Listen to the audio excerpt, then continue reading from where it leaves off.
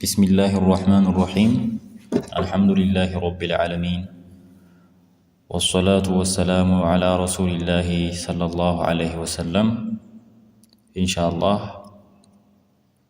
زاري دمو بأصول الثلاثة درسات اللي بقطعيو كفل تقنايتنا المالتنا اعلم إلى اللو شيخوها هنم رحمك الله سبحانه وتعالى يزن لهنا اوك أنه قدايو يجب قدنه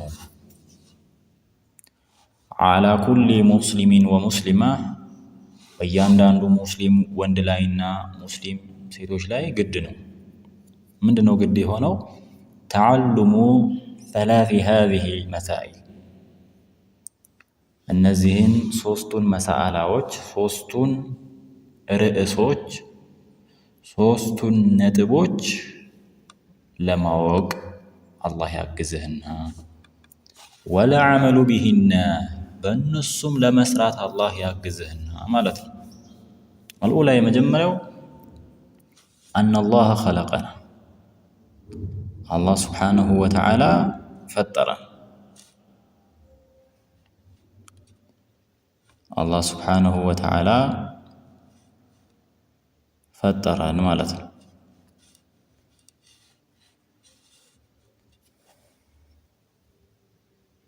ورزقنا እንደዚሁም ደግሞ ሰየሰን ወይንም ረዘቀን ፈጠረን ረዘቀን አበላን አጠጣን ወለም የትሩክና አልተወንም ደግሞ አላህ ሐመለን ስድ ወይንም ልቅ አድርጎ አልተወንም እንደፈጠረን እንደረዘቀን ዝም ብሎ አልተወንም ልቅ ማለት ነው። በል ነገር ግን አርሰለ ኢለይና ረሱላን ወደኛ መልእክተኛ ላከ ማለት ነው። መልእክተኛ ላከ ወማ ኑዐዚቡሁም ሐታ ነብዐሰ ረሱላ ኢለላህ አላህ ማንንም መልእክተኛ የላክን ቢሆን እንጂ አንቀጣም ይላል። ልክ እንደዚሁ አላህ ስብሓነሁ ወተዓላ ፈጠረን ረዘቀንና ዝም ብሎ አልተወንም። በል አርሰለ ኢለይና ረሱላን መልእክተኛ ላክ። ፈመን አጣዐሁ ደኸለል ጀና መልእክተኛውን አላህ ስብሓነሁ ወተዓላ የላከውን መልእክተኛ የታዘዘ ሰው ደኸለል ጀና ጀነት ገባ። አላህ ስብሓነሁ ወተዓላ የላከውን መልእክተኛ ተቀብሎ ያ መልእክተኛ ባዘዘበት በከለከለበት አደራ ባለበት ነገር ቀጥለጥ ያለ ሰው ጀነት ገባ። ወመን ዐሷሁ ያመፀው ሰው ያንን መልእክተኛ ያመፀ ሰው ደኸለና እሳት ገብቷል።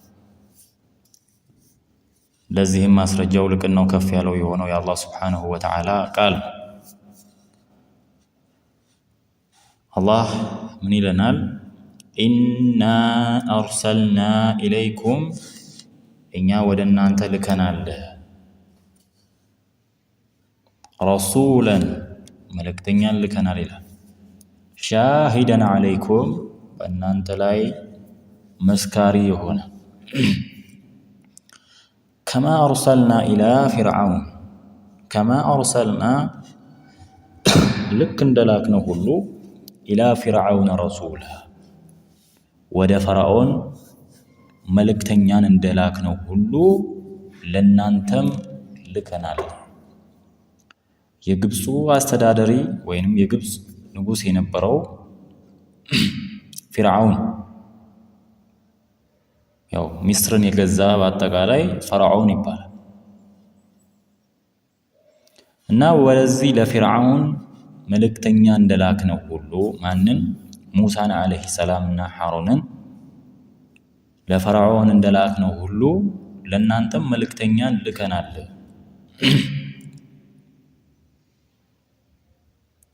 ፈዐሳ አምፀ ፊርዓውን ረሱላ የተላከውን መልእክተኛን ፊርዓውን አመፀ። ፈአኸዝናሁ ያዝነው፣ ፊርዓውንን ያዝነው። አኽዘው ወቢላ ብርቱ የሆነ መያዝን ያዝነው ይላል። ያው የደረሰበት ነገር ይታወቃል። መጨረሻ ላይ አላህ ለዓለም ተአምር ይሆን ዘንድ ያ ሁሉ ሰራዊት ጠፍቶ እሱን አስቀርቶታል። ብርቱ የሆነ አያያዝንም አላህ ይዞታል ማለት ነው። አሳኒያ ሁለተኛው አነላህ ላ የርዳ አላህ ስብሓነሁ ወተዓላ አይወድም። ሪዳ የሚባልም ሲፋ አለው አላህ መውደድ። ምንድነው የማይወደው? አንዩሽረከ መዐሁ ከሱ ጋር እንዲጋራ አይፈልግም። አብሮት እንዲጋራ አይፈልግም። አሐዱን አንድም አካል አብሮት እንዲጋራ አይፈልግም። ፊ ዒባደቲሂ በአምልኮ ላይ ሌላ አካል እንዲጋራበት አላህ አይወድም። ላ መለኩን ሙቀረብ የቅርብ መላኢካ እንኳን ቢሆን ጅብሪል ዓለይሂ ሰላም ወሚካኤል ሌሎችም መላኢካዎች እንኳን ቢሆኑ የቅርብ የተሰኙት መላኢካዎች እንኳን በጣም ቅርብ የሆኑት መላኢካዎች እንኳን ቢሆን አላህ በአምልኮቱ ላይ ሲጋራበት አይወድም። ወላ ነቢዩ ሙርሰል የተላከ መልእክተኛ እንኳን ቢሆን ከነቢይ ሰለላሁ ዐለይሂ ወሰለም ወገይሩሁም ነቢዩንም ሰለላሁ ዐለይሂ ወሰለንም ጨምሮ ሌሎችም ነቢያቶችም ቢሆን ከሱ ከአምልኮ በኩል ላይ እንዲጋሩ አይፈልግም፣ አይወድም። የቅርቡ ጅብሪል እንኳን ቢሆን ከላከው መልእክተኞች ሁሉ በላጭ የሆኑትም ነቢዩ ዐለይሂ ሰላቱ ወሰላም እንኳን ቢሆኑም በአምልኮ ላይ ሲጨመርበት አላህ አይወድም። ወደሊሉ ቀውሉሁ ተዓላ ለዚህም ማስረጃው ደግሞ ከፍ ያለው የሆነው የአላህ ስብሓነሁ ወተዓላ ቃል ነው።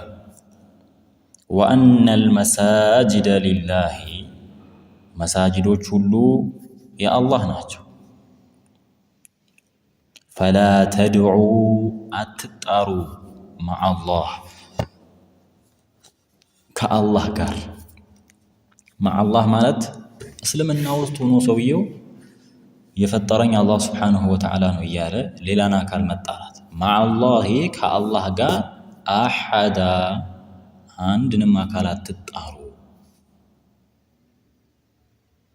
ብትለምኑ እርዳታ ብትጠይቁ ማንም ብቻ ማለት ነው? አላህን ብቻ ለምኑ እንጂ ከአላህ ጋር ሌላን አካል አትጣሩ ይላል። አሳሊሰቱ ሶስተኛው አነ መን አጣዐ ረሱል መልእክተኛውን የታዘዘ ሰው አነ መን አጣዐ ረሱል መልእክተኛውን የታዘዘ ሰው ወወሐደ አላሁ አላህን ስብሓነሁ ወተዓላ በብቸኝነት የያዘ ሰው አላህን የነጠለ የሆነ አካል መልእክተኛውን የታዘዘ አላህን በብቸኝነት የሚገዛ ሰው ላ የጁዙ ለሁ ለሱ አይበቃለትም። ለማን? መልእክተኛውን ለታዘዘ አላህን በብቸኝነት ለሚገዛ ሰው አይበቃለትም። ምን? መዋላቱ መወዳጀት ወዳጅ አድርጎ መያዝ አይፈቀድም።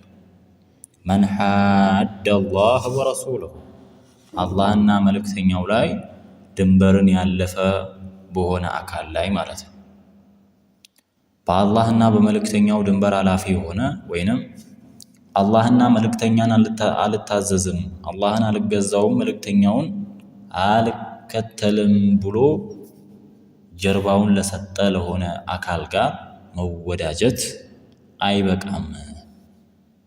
ወለው ካነ አቅረበ ቀሪብ ያ ሰው እንኳን የቅርብ ቢሆን አባት፣ ወንድም፣ ዘመድ እንኳን ቢሆን አላህና መልእክተኛውን ተጻርነው እስከቆሙ ድረስ ጀርባቸውን እስከሰጡ ድረስ እነዛን አካላቶች ወዳጅ አድርጎ መያዝ አይቻልም። ወዳጅ አድርጎ መያዝ አይቻልም ማለት ጎረቤት ከሆኑ የጎረቤት ሐቅ አይመለከተንም ማለት አይደለም። እናት ከሆነች የእናት ሐቅ የለባትም ማለት አይደለም። አባት ከሆነ የአባት ሐቅ የለባትም ማለት ሳይሆን ከሙስሊሙ ጋር ሊኖረን የሚገባው ግንኙነት ሚስጥር መካፈል፣ ሐዘንን ደስታን በጋራ የመካፈሉ ጉዳይ ወይንም ሚስጥርሽ ሚስጥሬ ተብሎ ሁሉ ነገርን ትቶ የሚሰጥ ሰው አይደሉም። በእነዚህ አካላቶች ሙስሊሙን ጀርባ ሰጥቶ ከነዚህ ጋር መቅጠምም ሊሆን ይችላል። ይሄ አይቻልም። አላህና መልእክተኛውን ለሚታዘዝ ለሆነ አካል ለተቃረኑት አካላቶች ወዳጅ መሆን አይቻልም። ያው የምናየው ግን አንዳንዱ ሙስሊሙ ጋር ሆድና ጀርባ ነው። ነገር ግን ከኩፋሩ ጋር ግን እጅና ጓንት ይሆናል። ይሄ እንግዲህ ውስጡ ችግር ያለበት ሰው ነው ማለት ነው። ለዚህ ማስረጃው እንያ ማለት ነው። ወደሊሉ ቀውሉሁ ተዓላ፣ ለዚህ ማስረጃው ከፍ ያለው የሆነው የአላህ ሱብሓነሁ ወተዓላ ቃል ነው። ላ ተጅዱ ቀውመን ህዝቦችን አታገኝም፣ ህዝቦችን ያለፉት ህዝቦችን አታገኝም። ዩእሚኑነ ቢላሂ በአላህ ሱብሓነሁ ወተዓላ ያመኑ የሆኑትን ወልየውሚል አኺር በመጨረሻው ቀን ያመኑ የሆኑ ሰዎችን አታገኝም። ይዋዱነ የተወዳጁ የሆኑ ወዳጅ አድርገው የያዙ የሆኑ ሐሳባቸውን የሚካፈሉ ሁነው መን ሓደ አላህ ወረሱለሁ አላህና መልእክተኛውን ካመፁ ከሆኑ አላህና መልእክተኛውን አልታዘዝም ብለው ጀርባቸውን ከሰጡ ሰዎች ጋር ሲወዳጁ አታያቸውም።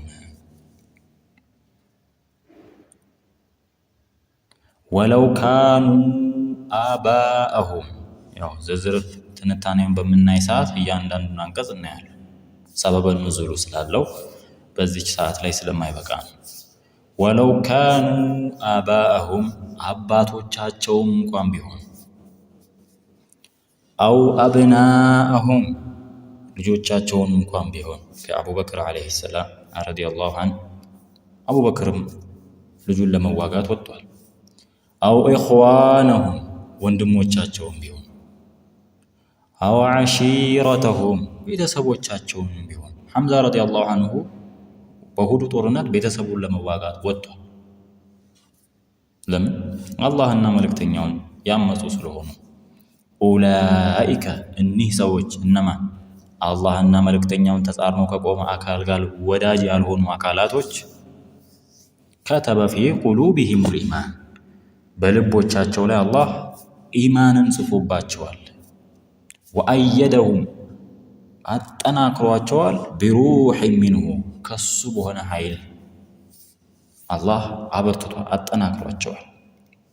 ወዩድኺሉሁም ያስገባቸዋል ጀናቲን ጀናት ተጅሪ ሚን ተሕቲሃ አንሃር ተጅሪ የሚፈስባት የሆነ ሚን ተሕቲሃ አንሃሩ ከስሮቿ ወንዞች የሚፈሱባት 4 ወንዞች የሚፈሱባት ማኡል ኸምር፣ ማኡል አሰል፣ ማኡል ለበን እንደዚሁም ደግሞ ንጹህ ውሃ የሚፈስበት የሆነው ጀነት ያስገባቸዋል። ኻሊዲነ ፊሃ በሷ ላይም እነሱ ገቢዎች ናቸው፣ ዘውታሪዎች ናቸው።